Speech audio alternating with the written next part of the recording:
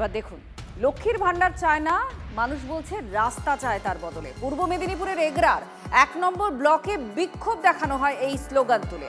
তৃণমূল বিধায়কের বিরুদ্ধে উদাসীনতার অভিযোগ তুলছেন বাসিন্দারা। রাজ্যের শাসক দলকে তীব্র কটাক্ষ এবার গেরুয়া শিবিরে। 1.5 দশক ধরে পাকা রাস্তার অপেক্ষা করে যাচ্ছেন এগরার সাহারা পঞ্চায়েতের বাসিন্দারা।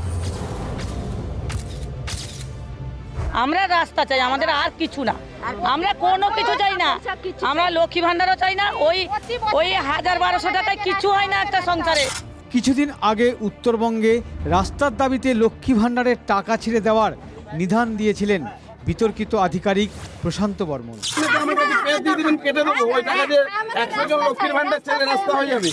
এগরাতেও গ্রামবাসীদের পথের দাবিতে এলো সেই লক্ষ্মীর ভান্ডার। আমরা কোনো কিছু চাই না, আমরা লক্ষ্মী ভান্ডারও চাই না, আমরা লক্ষ্মী ভান্ডারও চাই না, আমরা লক্ষ্মী ভান্ডারও চাই না। এগরা 1 নম্বর ব্লকের পুরুষোত্তমপুর থেকে তেলামি বাজার পর্যন্ত এই রাস্তার উপর নির্ভর করে 6 থেকে 7টি গ্রামের বাসিন্দা। 2.5 কিলোমিটার ভাঙাচোরা পথ। কিন্তু এতদিনেও রাস্তার সংস্কার হয়নি কেন? গ্রামবাসীদের দাবি, সাহারা পঞ্চায়েত এখন বিজেপির দখলে, তাই রাস্তার কাজ না হওয়ার পেছনে রাজনৈতিক প্রতিহিংসা দেখছেন তারা। নিশানায় তৃণমূল বিধায়ক।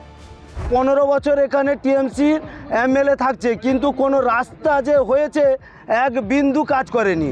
খালি ভোটের সময় চলে আসবে আর উদ্বোধন করতে অমুক উদ্বোধন তমুক উদ্বোধন, মেলা উদ্বোধন করতে চলে আসছে, কিন্তু রাস্তা যে হবে এরকম তাদের কোনো উদ্যোগ নেই।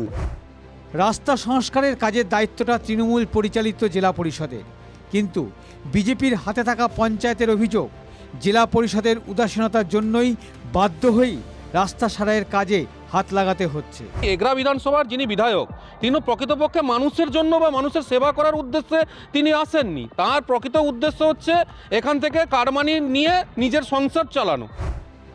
রাজনৈতিক প্রতিহিংসার তত্ত্ব উড়িয়ে দিয়ে পাল্টা বিজেপিকে নিশানা করেছেন এগরা তৃণমূল বিধায়ক। যারা আজকে প্রশ্ন করছেন তাদেরকে আপনারা বলুন যে এনআরজিএস এর টাকা কেন বন্ধ হয়েছে? এনআরজিএস প্রকল্প থেকে ছোট রাস্তা তৈরি হতো, সেই ছোট রাস্তা কেন বন্ধ হয়েছে? সামনে ভোট, রাজনৈতিক দড়ি টানাটানির মাঝে শেষ পর্যন্ত পথের দাবি মিটবে কবে? সবচেয়ে বড় প্রশ্ন সেখানেই। পূর্ব মেদিনীপুর থেকে কনিষ্ক মাইতির রিপোর্ট, TV9 বাংলা।